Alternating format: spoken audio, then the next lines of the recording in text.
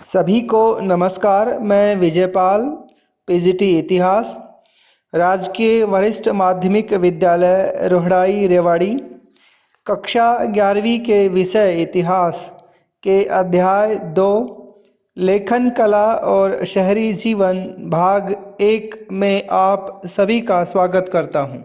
पाठ के उद्देश्य। डियर स्टूडेंट्स, इस पाठ के उद्देश्य इस प्रकार हैं। पहला, लेखन कला की शुरुआत कब और कहाँ से हुई। दूसरा, लेखन कला की शुरुआत किन कारणों से हुई, अर्थात इस कला की शुरुआत होने के लिए कौन कौन से कारक या कारण जिम्मेदार हैं। तीसरा, मेसोपोटामिया की लेखन प्रणाली का विस्तार किन किन क्षेत्रों में हुआ। चौथा, शहरी जीवन और लेखन के बीच के संबंधों की खोज करने का प्रयत्न हम इस अध्याय में करेंगे। और पांचवा हमारा उद्देश्य रहेगा, लेखन की परंपरा से क्या क्या प्रतिफल अर्थात परिणाम प्राप्त हुए। पाठ के मुख्य बिंदु। डियर स्टूडेंट्स, पाठ के इस भाग 1 के मुख्य बिंदु इस प्रकार रहे।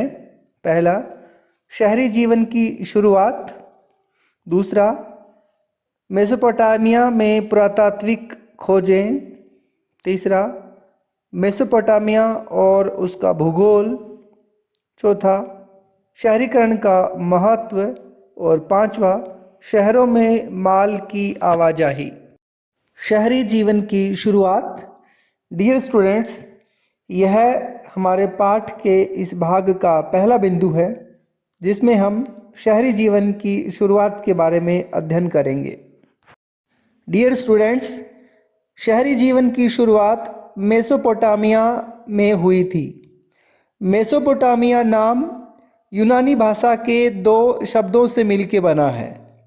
मेसोस अर्थात मध्य और पोटेमोस अर्थात नदी। इस प्रकार मेसोपोटामिया मेसोस और पोटेमस 2 शब्दों से मिलकर बना है, जिसका अर्थ होता है 2 नदियों की बीच की भूमि। और ये 2 नदियां हैं दजला और फरात। जैसा कि आप इराक के इस मानचित्र को आप देख रहे हैं, इसमें ये दोनों नदियां हैं दजला और फरात। इन दोनों नदियों के क्षेत्र को ही मेसोपोटामिया कहा जाता है।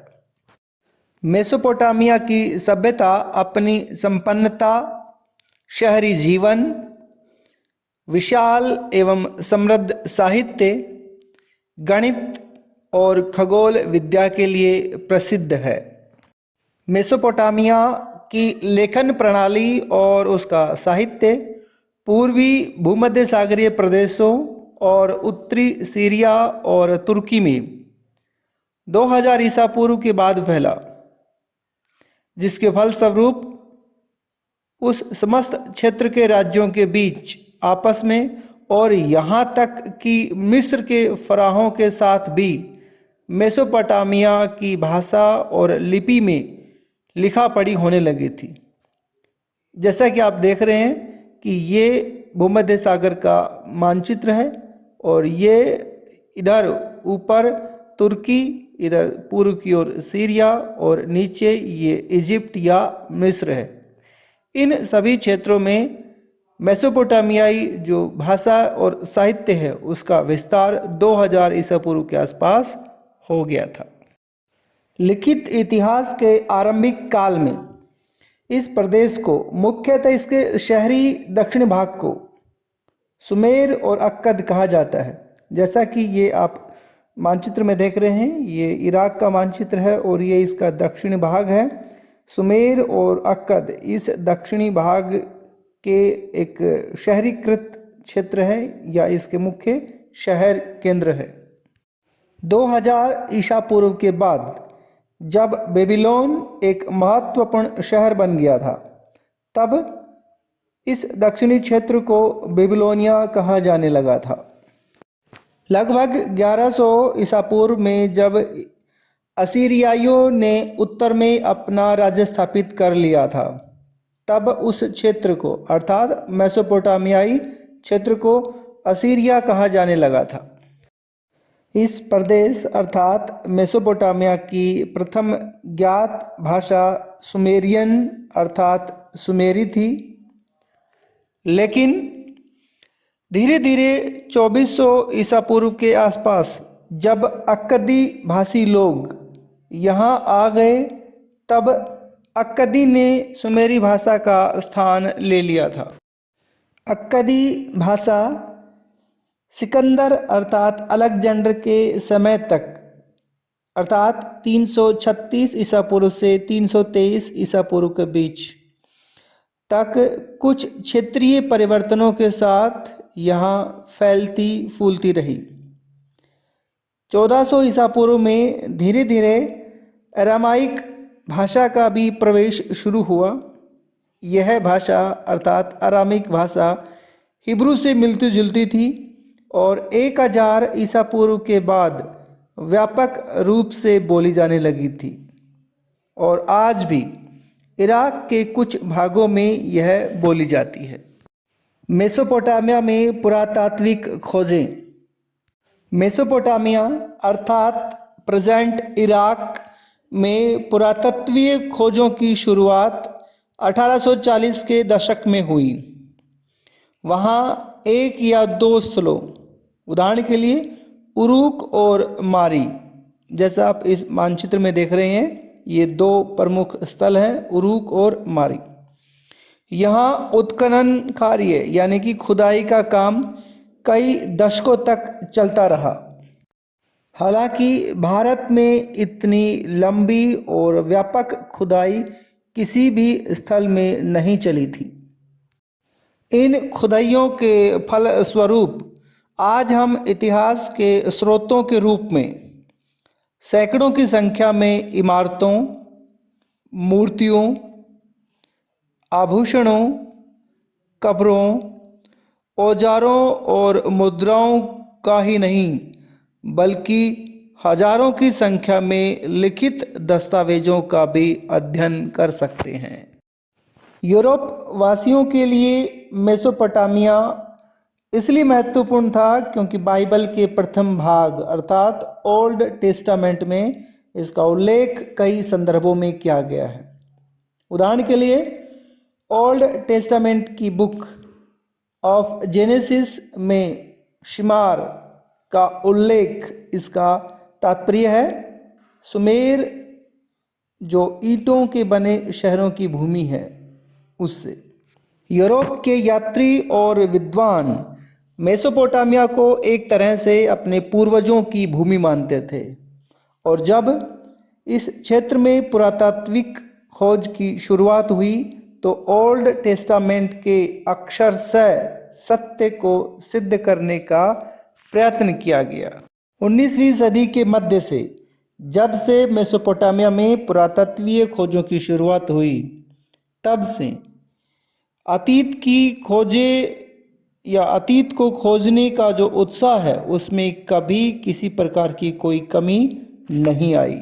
उदाहरण के लिए 1873 में एक ब्रिटिश समाचार पत्र ने ब्रिटिश म्यूजियम द्वारा शुरू किए गए खोज अभियान का खर्च उठाया, जिसके अंतर्गत मेसोपोटामिया में एक ऐसी पट्टिका अर्थात टैबलेट की खोज की जानी थी जिस पर बाइबल में उल्लिखित जल प्लावन अर्थात फ्लड की कहानी का अंकन किया हुआ था।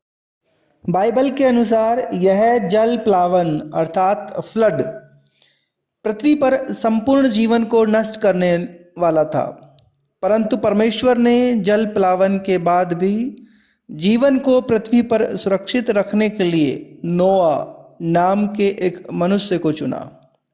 नोआ ने एक बहुत विशाल नाव बनाई और उसमें सभी जीव जंतुओं का एक एक जोड़ा रख लिया और जब जल प्लावन हुआ तो बाकी सब कुछ नष्ट हो गया, पर नाव में रखे सभी जोड़े सुरक्षित बच गए। ऐसे ही जल प्लावन की कहानियाँ विभिन्न समाजों में सुनने को मिलती हैं। 1960 के दशक तक यह समझा जाने लगा कि ओल्ड टेस्टामेंट की कहानियाँ अक्षरशः सही नहीं है, लेकिन ये इतिहास में हुए महत्वपूर्ण परिवर्तनों के अतीत को अपने ढंग से अभिव्यक्त करते हैं। हालांकि धीरे धीरे तकनीक अधिक उन्नत होती गई और नए नए पहलुओं पर ध्यान दिया जाने लगा, यहाँ तक कि आम लोगों के जीवन की भी परिकल्पना की जाने लगी।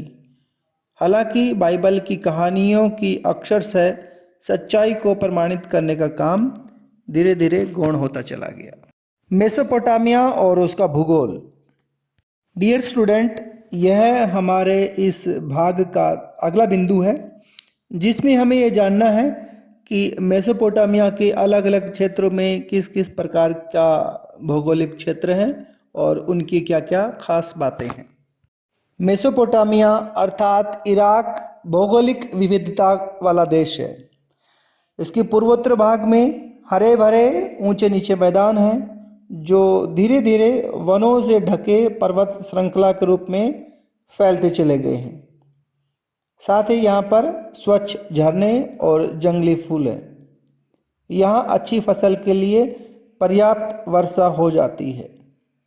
यहाँ 7000 से 6000 ईसा पूर्व के बीच खेती शुरू हो गई थी। उत्तर में ऊंची भूमि है जहाँ स्टेपी घास के मैदान है। यहाँ पशुपालन खेती की तुलना में आजीविका का अधिक अच्छा साधन है। सर्दियों की वर्षा के बाद भेड़ बकरियां यहाँ उगने वाली छोटी छोटी झाड़ियों और घास से अपना भरण पोषण करती हैं। पूर्व में दजला की सहायक नदियाँ ईरान के पहाड़ी प्रदेशों में जाने के लिए परिवहन का एक अच्छा साधन है। दक्षिणी भाग एक रेगिस्तान है और यही वह स्थान है जहाँ सबसे पहले नगरों और लेखन प्रणाली की शुरुआत हुई। इन रेगिस्तानों में शहरों के लिए भरण पोषण का साधन बन सकने की क्षमता थी, क्योंकि फरात और दजला नाम की नदियाँ उत्तरी पहाड़ों से निकलकर अपने साथ उपजाऊ बारीक मिट्टी लाती थी।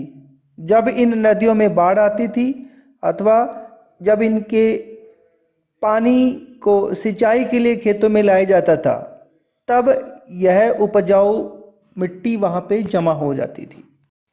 फरात नदी रेगिस्तान में प्रवेश करने के बाद कई धाराओं में बंटकर बहने लगती है। कभी कभी इन धाराओं में बाढ़ आ जाती है और पुराने ज़माने में ये धाराएं सिंचाई की नहरों का काम देती थी। इनसे आवश्यकता पड़ने पर गेहूं, जौ और मटर या मसूर के खेतों की सिंचाई की जाती थी। खेती के अलावा भेड़ बकरियां स्टेपी घास के मैदानों, पूर्वोत्तरी मैदानों और पहाड़ों के ढलानों पर पाली जाती थी, जिनसे भारी मात्रा में मांस, दूध और ऊन आदि वस्तुएं मिलती थी। इसके अलावा नदियों में मछलियों की कोई कमी नहीं थी और गर्मियों में खजूर के पेड़ खूब फल देते थे। शहरीकरण का महत्व। प्यारे बच्चों, यह हमारे इस भाग का अगला बिंदु है, जिसमें हमें यह देखना है कि शहरों का महत्व किन कारणों से होता है। शहर और नगर बड़ी संख्या में लोगों के रहने के स्थल होते हैं।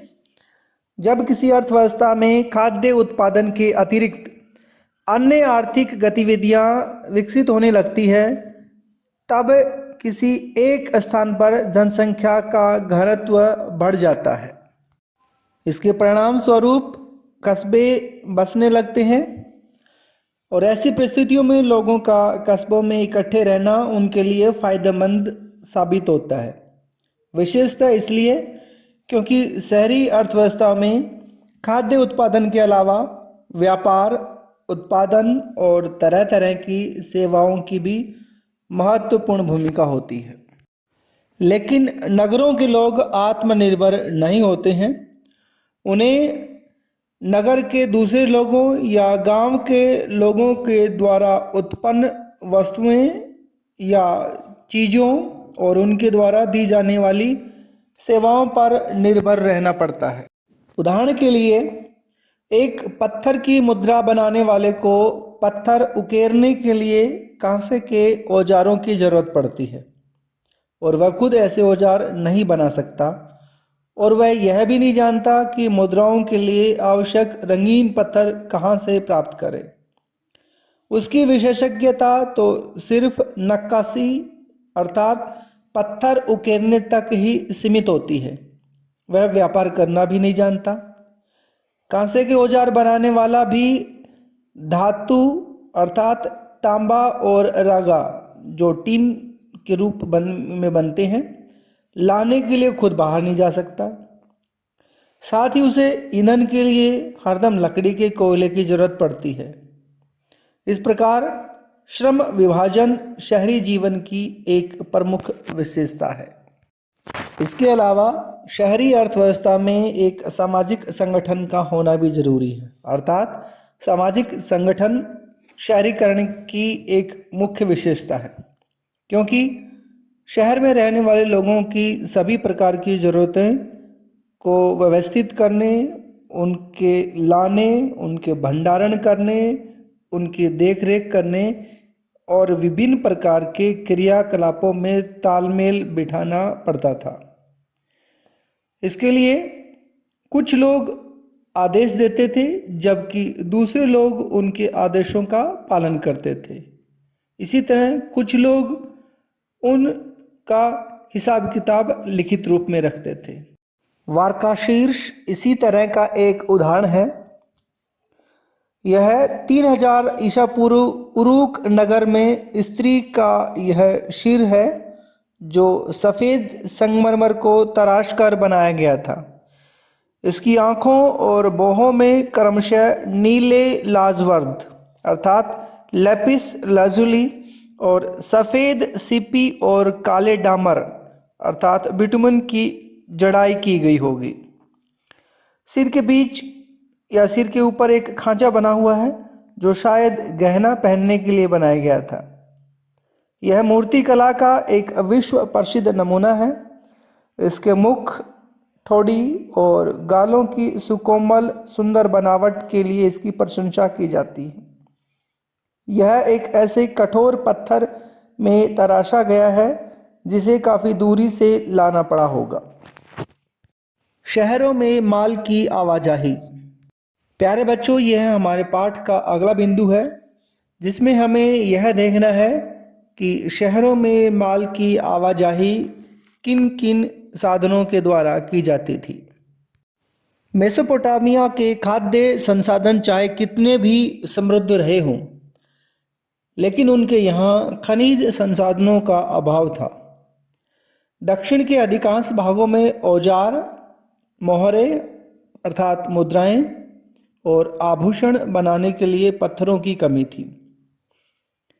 इराकी खजूर और पोपलार के पेड़ों की लकड़ी, गाड़ियाँ और गाड़ियों के पहिए या नावें बनाने के लिए खास अच्छी नहीं थी और औजार, पात्र या गहने बनाने के लिए वहाँ कोई धातु उपलब्ध नहीं थी। इसलिए हमारे विचार से प्राचीन काल के मेसोपोटामियाई लोग संभवतः लकड़ी, तांबा, रांगा, चांदी, सोना, सीपी अर्थात विभिन्न धातुएं और पत्थर, विभिन्न प्रकार के जो कीमती पत्थर हैं उनको पड़ोसी देशों जैसे तुर्की, ईरान अथवा खाड़ी पार के देशों से मंगाते थे। इन सभी सामानों के बदले मेसोपोटामिया के लोग इन पड़ोसी देशों को अपने यहाँ पैदा होने वाला कपड़ा और कृषि जन्य उत्पाद उन्हें काफ़ी मात्रा में निर्यात करते थे, क्योंकि इन पड़ोसी देशों के पास भले ही खनिज संसाधनों की कमी नहीं थी, मगर वहाँ खेती करने की गुंजाइश बहुत कम थी।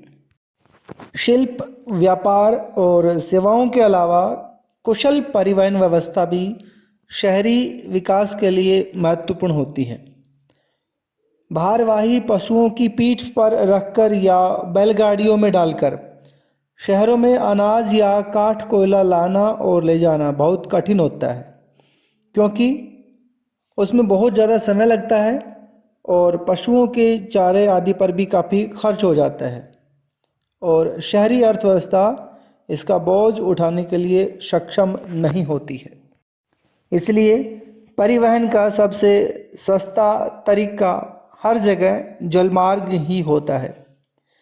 अनाज के बोरों से लदी हुई नावें नदी की धारा अथवा हवा के वेग से चलते हैं, जिसमें कोई खर्चा नहीं लगता है। जबकि पशुओं से माल की ढुलाई की जाए तो उन्हें चारा खिलाना पड़ता है।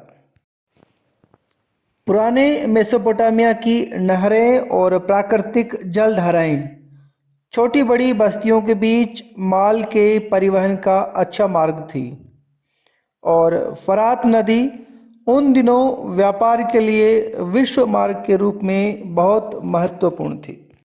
पाठ की दोहराई। डियर स्टूडेंट्स, पाठ के सभी बिंदुओं को समझने के बाद आइए पाठ की दोहराई करते हैं। अब तक हमने पढ़ा है कि शहरी जीवन की शुरुआत मेसोपोटामिया अर्थात इराक में होती है। दूसरा, हमने इराक अर्थात मेसोपोटामिया के पुरातत्वीय खोजों के इतिहास को जाना है। तीसरी बात, मेसोपोटामिया और उसके भूगोल अर्थात वहाँ की विभिन्न प्रकार के क्षेत्रों को जाना है। और चौथी बात, शहरीकरण के महत्व या खास बातों की जानकारी प्राप्त की है। और अगली बात, शहरों में माल की आवाजाही की प्रक्रिया को समझा है। गृह कार्य या होमवर्क। प्यारे बच्चों, पाठ के सभी बिंदुओं को समझने और पाठ की दोहराई करने के आधार पर आपको गृह कार्य के लिए कुछ प्रश्न दिए जा रहे हैं, जो इस प्रकार हैं। पहला प्रश्न, मेसोपोटामिया शब्द का अर्थ क्या है? किन दो नदियों से यह नाम बना है?